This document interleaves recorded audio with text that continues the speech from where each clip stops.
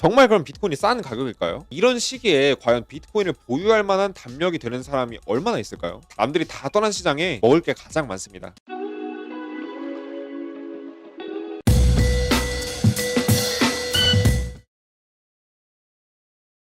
안녕하세요, 김PB입니다. 자, 주기영 대표가 어제 트윗을 했죠. 비트코인에는 펀더멘탈이 있다. 그러니까 여러분들이 만약에 고래가 축적을 하고 있다, 그리고 비트코인에 내재 가치가 있다, 이렇게 생각을 한다라고 하면은 스스로에게 질문을 해봐라라고 합니다. 무슨 질문이냐? 나는 여기서 사지 않을 만큼 거시경제 분석 전문가인가? 이렇게 생각을 해보래요. 자, 그리고 두 번째 트윗을 보겠습니다. 나는 매크로가 이제 거시경제거든요. 나는 거시경제가 몇 달 동안 좋지 않다는 것을 알고 있고, 나는 단지 비트코인의 내재 가치와 고래의 액션, 고래의 행동들에 대해서 이야기하고 있는 거다. 그래서 일반 투자자가 거시경제의 관점으로 바닥을 잡는 건 매우 힘들다라고 이렇게 얘기를 합니다. 세 번째 트윗을 보면, 자, 마지막 비트코인의 매집 축적 단계는 2020년 중반이었고 6개월 동안 지속이 됐다. 2025년 5월 현재 비트코인이 축적 단계에 있다는 것은 굉장히 분명한 것 같다. 비트코인이 현재 매집 중인 과정에 있다. 그리고 강세장을 주도한 기관들도 25K, 30K 정도에 샀다. 그러니까 지금 가격에서 좀 더 언더에 샀다. 즉 현재가 내외에서 매수를 했다는 거죠. 그래서 왜 안 사냐? 이렇게 얘기를 합니다. 진지하게 질문한다. 이렇게 얘기를 하는데, 정말 그럼 비트코인이 싼 가격일까요? 실제로 비트코인은 지금 장기 추세에 비해서 꽤 저렴한 상황이에요. 꽤 정말 저렴한 상황이고, 제가 봤을 때도 기술적 분석뿐 아니라 다양한 지표로 분석을 해보면 암호화폐가 굉장히 저렴한 가격에 오고 있는 상황인 건 맞습니다. 경제 침체를 가정하지 않는다면 발목 정도까지 온 가격대라고 저는 생각을 해요. 하지만 2022년엔 경제 침체로 한 치 앞을 내다볼 수 없는 상황이 벌어질 거라고 저는 생각을 하고, 암호화폐 시장에도 그 영향이 굉장히 크게 미쳐질 거라고 생각이 드는데, 현재 스태그플레이션이 발생할 가능성마저 지금 크게 대두되는 상황이죠. 비트코인은 경제 침체를 겪은 적이 없습니다. 그렇죠? 저는 작년 9월부터 경제 침체에 대해서 오피셜하게 방송을 했고, 작년 6월부터는 정의연방에서 계속 경제 침체에 대해서 대비해라, 현금화해라, 비트코인, 주식, 부동산 전부 싹 다 현금화 시작하시라고 수차례 시그널을 드린 바 있습니다. 그 이유는 여러분들이 에일리치 영상에 찾아보시면 많이 나와요. 아주 높은 확률로 경제 침체가 올 수밖에 없는 지금 환경이 있고, 정말 저도 예측하기 쉬울 정도라서 사실 경제 침체가 올 수밖에 없는, 이런 너무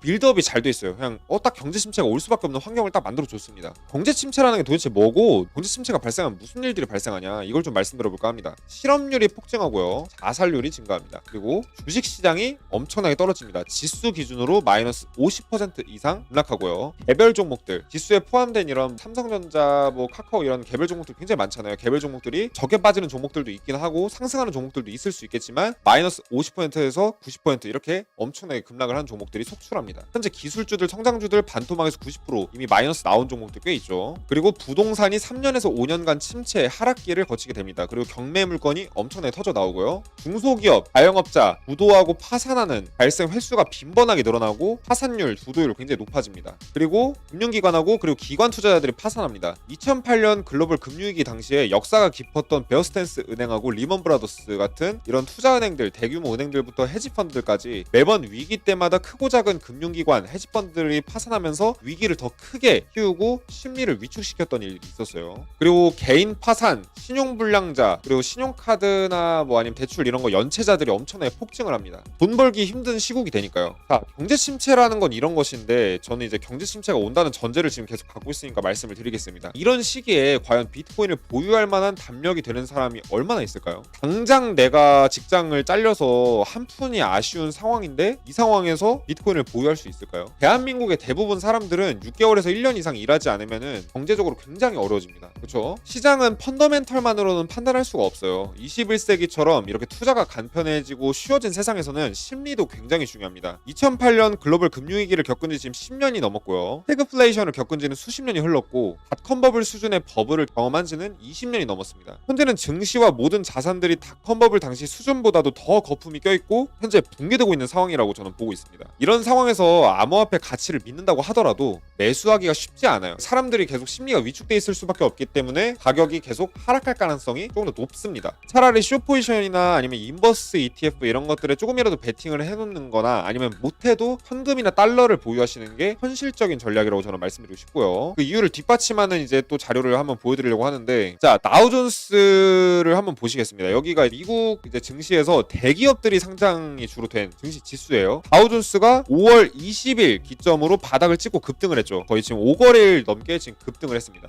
하지만 나스닥 지수는 다우존스가 급등하고 나서 며칠 지나서야 상승했습니다. 그 이유가 뭘까요? 원래 미국 증시는 다 똑같이 움직입니다. 근데 왜 나스닥 지수만 4일 늦게 갔을까요? 투자 심리가 굉장히 활성화돼 있었고 거품이 정말 많이 꼈었던 이런 성장주나 기술주들은 지금 투자자들이 기피하고 있어요. 나스닥에 그런 회사들이 많이 상장이 돼 있거든요. 그리고 비교적 안정적이고 탄탄해 보이는 이런 회사들로 이제 돈이 몰리기 때문에 기술주 중심의 나스닥보다는 대기업 중심의 다우지수가 먼저 상승을 하고 있고 지금 시장을 약간 견인하고 있는 겁니다. 자, 그렇다면 비트코인은 어떨까요? 자, 비트코인은 보시는 것처럼 다우지수가 이제 바닥을 찍고 반등해서 반등을 꽤나 많이 해줬을 때 그제서야 비트코인이 반등을 합니다. 지금 여러분들 아시겠지만 지금처럼 미국 증시하고 비트코인하고 커플링돼서 같이 움직일 때가 없어요. 굉장히 동조화돼서 움직이거든요. 그러니까 미국 증시 오르면 코인도 오르고 미국 증시 떨어지면 코인도 빠집니다.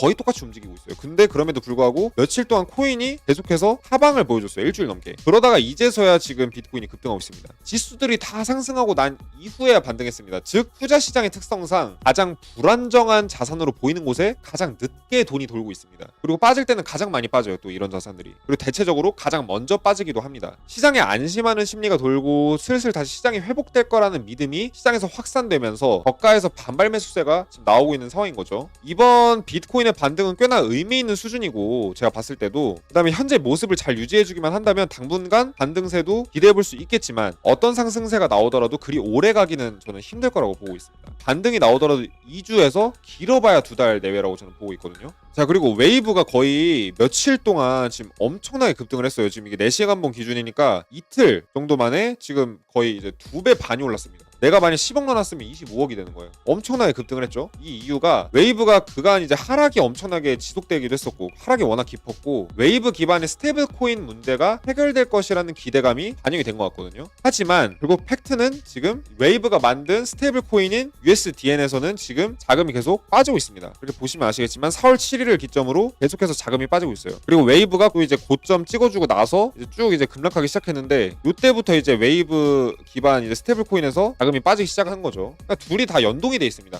게다가 지금 보시면 아시겠지만 웨이브에서 만든 USDN이라는 이 스테이블 코인이 패깅이 계속 깨지고 있어요. 그래서 언제든 루나처럼 폭락할지 모르는 일촉즉발의 상황이라고 보시면 되겠습니다. 테라처럼 1달러 패깅이 완전히 깨지고 투자자들의 뱅크런이 더 가속화되면 웨이브의 가격도 결국 깨져버리게 돼요. 근데 웨이브가 만든 스테이블 코인이 중요한 건 웨이브랑 같이 연동이 돼 있습니다. 스테이블 코인이 이제 폭락하게 되면 디패깅이 돼서 무너지게 되면 웨이브도 같이 빠지게 됩니다. 결국 웨이브의 현재 상승은 기대감에 의한 상승이긴 하지만 그 생각에는 고래들이 자기네 물량 털려고 가격 상승시킨 게 아닌가 이런 생각을 저는 하고 있어요. 스테이블 코인으로 리스크가 많아진 시장이고 암호화폐 시장을 사람들이 외면하기 시작하니까 웨이브와 USDN을 갖고 있는 고래들이 더 이상 이 코인을 털고 싶은데 털 수 있는 방법이 없습니다. 그럼 마지막 방법은 뭐냐? 웨이브에 관심을 집중시킨 다음에 가격이 상승하면은 이때 슬슬 정리해 나가는 이게 고래들한테 유일한 방법입니다. 그래서 웨이브를 그래서 급등시키고 있는 것이 아닌가 이런 생각이 들고요. 지금 많은 사람들이 암호화폐 시장을 떠나고 있는데 여러분들 다들 아시겠지만 남들이 다 떠난 시장에 먹을 게 가장 많습니다. 그래서 조금만 차분하게 기다려보자 이렇게 좀 말씀드릴 거고요. 그 다음에 저 김PB가 여러분들한테 정말 좋은 기회, 여러분들의 인생을 바꿀 수도 있는 이런 좋은 기회가 오게 되면 여지없이 투자 한 스푼 그리고 에일리치 유튜브에 업로드 해드릴 거니까 조금만 기다려보시면 되겠습니다.